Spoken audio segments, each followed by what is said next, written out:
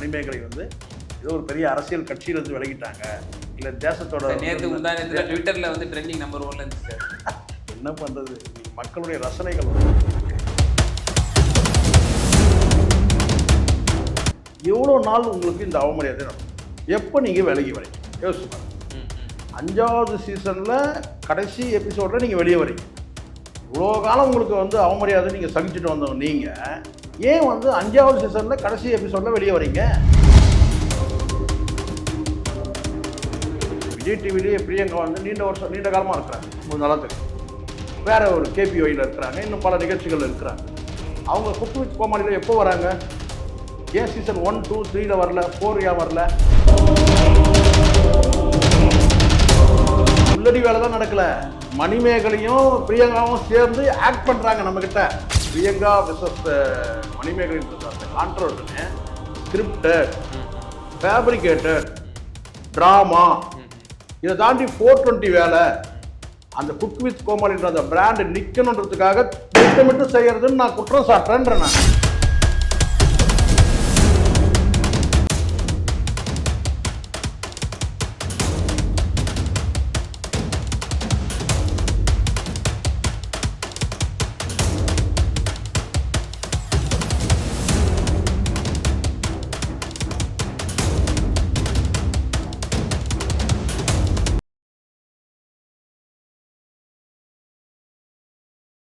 Media one Tamil channel நேயர்களுக்கு அன்பு வணக்கம்.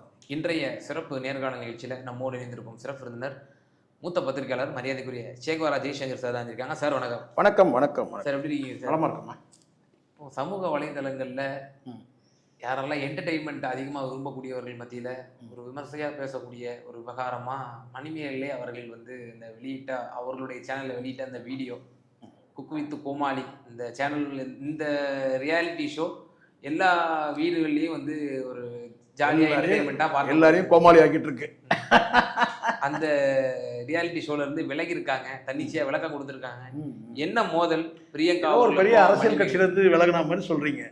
மணிமேகலை வந்து ஏதோ ஒரு பெரிய அரசியல் கட்சியிலிருந்து விலகிட்டாங்க, இல்லை தேசத்தோட. நேற்று முந்தானத்தில் ட்விட்டர்ல வந்து ட்ரெண்டிங் நம்பர் 1ல இருந்துச்சு சார். என்ன பண்ணுறது, இன்னைக்கு மக்களுடைய ரசனைகள் வந்து அப்படி இருக்கு. சரிங்களா? இது வந்து திட்டமிட்டு சர்ச்சையாக ஆக்கப்பட்டது. குக்கு வித் கோமாளி. ஆமாம்மா, குக்கு வித் கோமாளின்றது நிகழ்ச்சி சீசன் 1, 2 நல்லா போச்சு. 3, 4 போகலை. டிஆர்பியில் சரிவு. அந்த சரிவை எப்படி சமன்படுத்துறது? அப்போ ஒரு டெஸ்ட்டுன்னு கூட சொல்ல முடியாது, இயல்பாக நடந்தது. நாஞ்சில் விஜயன் வந்து சீசன் 5ல் வந்து வெளியே போகிறார், ஒரே ஒரு எபிசோடில் வெளியே போகிறார். அப்போ அது வந்து ஒரு ட்ரோல் ஆச்சு. சரிங்களா? ஒரு குற்றச்சாட்டு சொல்லிட்டு வெளியே போகிறார். இப்போ அதே வந்து இவங்க கேட்டால் இந்த ஒட்டுமொத்தமாக இந்த பிராண்டே விழுந்துட போகுது, இந்த குக் வித் கோமாளின்ற அந்த கான்செப்டே, அந்த கண்டென்ட்டே விழுந்துட போகுதுன்னு சொல்லி, அந்த பிராண்டு விழுந்துட போகுதுன்னு சொல்லி அதை தூக்கி நிறுத்தணும். அதுக்கு அங்கே இருக்கிற ப்ரொடக்ஷன் யூனிட்டில் இருக்கிற நபர்களுக்குள்ள அவங்களுக்குள்ள ஒரு கருத்து வேற்றுமையில் ஒரு குறிப்பிட்ட ஒரு குரூப் வந்து கிளம்பி வேற ஒரு சேனலில் போய் ஜாயின் பண்ணிடுறாங்க.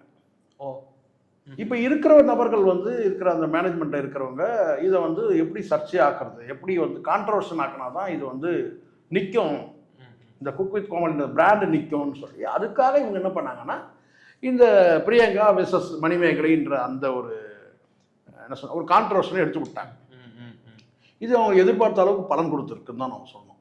ஏன்னா பரவலாக எல்லாரும் வந்து குக்கு வித் கோமாளின்றது போய் வந்து கேட்டிங்கன்னா வந்து எல்லாரும் இந்த கான்ட்ரவர்ஷியல் என்னமோ ஜிடிவி தான் வந்து தானா ஃபேப்ரிகேட் பண்ணி நடந்ததாகவும், இல்லை சார் அம்மையார் மணிமேகலை அவர்கள் வந்து தன்னுடைய சுயமரியாதை எங்க பாதிக்கப்படுது அப்படின்ற ஒரு நோக்கத்துக்காக அவங்க தண்ணியிலேயே வெளியே வந்து மக்கள்லாம் எதிர்பார்க்கறாங்க, ஏன் நீங்க வரமாட்டேங்க இந்த சேனல்ல அப்படி கேட்கும் போது அவங்க தண்ணிச்சே ஒரு விளக்கம் கொடுக்குறாங்க. டிஆர்பி சுயமரியாதையை கொச்சப்படுத்துற மாதிரி. நான் இல்லை, அதெல்லாம் ஒன்றும் கிடையாது, சுயமரியாதைங்கிறது மண்ணாங்கட்டிங்க. நான் ஒரே வார்த்தை நான் சொல்றேன், ஏன் அதை கொச்சப்படுத்த போறோம்? நான் சொல்றது என்னன்னா, எவ்வளோ நாள் உங்களுக்கு இந்த அவமரியாதை நடந்தது? எப்போ நீங்க விலகி வரீங்க யோசிச்சு பாருங்க. 5வது சீசன்ல கடைசி எபிசோட்ல நீங்க வெளியே வரீங்க. இவ்வளோ காலம் உங்களுக்கு வந்து அவமரியாதை நீங்கள் சகிச்சுட்டு வந்தவங்க நீங்கள் ஏன் வந்து 5வது சீசனில் கடைசி எபிசோடில் வெளியே வரீங்க? அப்போ அதுலேயே உள்நோக்கம் இருக்குல்ல. நீங்கள் எப்போ நடந்ததோ, இங்கே இருக்கிற பிரச்சனையே என்னன்னு கேட்டிங்கன்னா, ஒரு பிரச்சனை உங்களுக்கு எப்போ நடக்குதோ அப்போ நீங்கள் பேச மாட்டீங்க. அதை விட்டுட்டு வந்து பார்த்தீங்கன்னா 1947 நடந்ததை கொண்டு வந்து எனக்கு கேட்டிங்கன்னா 2024 வந்து பேசுகிறீங்க. இப்போ அப்படி தான் ஓடிட்டு எல்லாரும் அதான் பண்ணுறாங்க. இந்த சினிமாலே ஒரு சாபக்கேடாக இருக்குது. தனக்கு ஒரு பிரச்சனைனா பிரச்சனை எப்போ நடக்குதோ அப்போ பேசணும் சார். நீங்கள் இத்தனை எபிசோடு இத்தனை சீசன் விட்டுட்டீங்க, அது பிராண்டே விழக்கூடிய சூழல் வந்துடுச்சு. இப்போ வந்து கேட்டிங்கன்னா நான் வந்து எனக்கு இது நடந்துச்சு அது நடந்துச்சு சொல்லிட்டு கதை விட்டுட்டு இருக்கிறீங்க. இது வந்து ஃபேப்ரிகேட்டட். நான் சொல்கிறேன் திட்டமிட்டு இது விஜய் டிவியை எடுத்து விடுற விஜய் டிவி நிர்வாகம்ன்றது இந்த மேனேஜ்மெண்ட் இருக்கு. நீங்க சொல்றது நான் எப்படி புரிஞ்சுக்கவா? அதாவது பிரியங்கா அவர்களுக்கும் பனிமேயர் அவர்களுக்கும் ஒரு இயல்பான ஒரு மோதல் போக்கு வருது. அந்த மோதல் போக்க வந்து விஜய் டிவி சாதகமா தனக்கு சாதகமா அதை பயன்படுத்திக்கல அப்படின்னு இப்படி நீங்க கேட்டதுனால சொல்றேன். இது இல்லை, முற்றிலும் தவறு. உண்மையிலேயே வந்து இந்த குக் வித் கோமாளி வந்து கான்செப்ட் வந்து நல்லா போயிட்டு இருக்குன்னு வச்சுக்கோங்க. சாரி, இந்த சீசன் 3, 4, 5 நல்லா கிராண்டா போயிட்டு இருக்குன்னு வச்சுக்கோங்களேன். டிஆர்பி வந்து எகுறதுன்னு வச்சுக்கோங்க. இந்த மாதிரி சர்ச்சையாச்சுன்னு வச்சுங்களேன், உடனே வந்து விஜய் டிவி மேனேஜ்மெண்ட் தலையிட்டு இதை வந்து நீங்க அமைதியா இருக்கிறத பாருங்க, ப்ரோக்ராம் நல்லா போயிட்டு இருக்கும்போது ஆமா ப்ரோக்ராம் நல்லா போயிட்டு இருக்கும்போது நீங்க தேவையில்லாம பிரச்சனை பண்ணிட்டு இருக்காதீங்க. நீங்க ப்ரோக்ராம் நல்லா போயிட்டு இருக்கு, நீங்க இப்போ நீங்க இப்படி பண்ணீங்கன்னா இப்போ நம்மளுடைய வந்து இந்த இந்த சீசனே நமக்கு டேமேஜ் ஆகும் அப்படின்னு அவங்க எச்சரிக்கை பண்ணியிருப்பாங்க, வார்ன் பண்ணியிருப்பாங்க. ஆனால் அதை விட்டுட்டு வேடிக்கை பார்க்குறாங்கன்னா என்ன பொருள்? இதன் மூலமா இது குறுக்கு வழியில இது ஒரு 420 வேலை சார். இது வந்து ஆமா, இது மக்களுக்கு வந்து இன்னைக்கு எவ்வளவு தேவைகள் இருக்கு, இதை தாண்டி இவங்க என்னெல்லாம் பண்றாங்க பாருங்க. இது எப்போ இந்த சர்ச்சையில வந்து பார்த்தீங்கன்னா பிரியங்கா இது வரைக்கும் வந்து பார்த்தீங்கன்னா என்ன அவங்க ஸ்டேட்டஸ் ஆனவன்னு தெரியல. இப்போ வந்து அவங்க பீகார் சேர்ந்தவங்க பிரியங்கா தேஷ்பாண்டே அப்படின்ற ஒரு சர்ச்சை. நமக்கு தெரிஞ்செல்லாம் ஒரே பாண்டே, ரங்கராஜ் பாண்டே.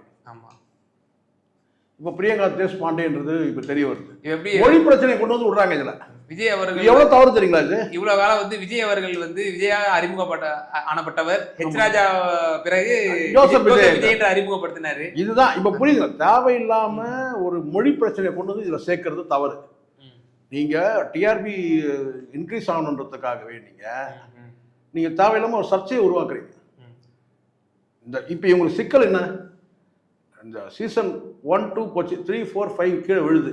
இது கீழே இந்த விழும்போது சீசன் விழும்போது கேட்டால் அந்த பிராண்டை விழுந்துற போகுது. இப்போ நமக்கு பிராண்டை காப்பாற்றணும். குக் வித் கோமாளின்றது ஒரு கான்செப்ட், ஒரு கண்டென்ட், அதை வந்து காப்பாற்றணும். அதை காப்பாற்றினா தான் வந்து நிற்க முடியும். எப்படி வந்து என்ன சொல்லுவாங்க இல்லையா, நீங்கள் இந்த சேனல் ஒன்று வந்து பார்த்தீங்கன்னா அந்த எத்தனை வந்து எபிசோட் நம்ம எடுத்துக்கலாம், ஆனால் அந்த சேனலோட பிராண்டு விழுந்துருக்கூடாது. இப்போ இவ்வளோ விமர்சனங்கள் வருது, இவ்வளோ அலிகேஷன்ஸ் வருது, கோஷ்டி பூசல்னு சொல்றாங்க. இப்ப நீங்க சொல்றது போல தமிழர் அல்லாதவர்கள்லாம் வந்து சொல்றாங்க. அப்ப இதெல்லாம் இந்த அலிகேஷன்ஸ் எல்லாம் முற்று முதலுமா வந்து யூகமா தான் இருக்கும் அப்படின்னு தட்டி கழிச்சிட முடியுமா சார்? நான் ஒண்ணு சொல்லட்டுமா, நீங்க இது போன்ற குறுக்கு வழியில வந்து நீங்க பிராண்டை நிக்க வைக்க கூடாது.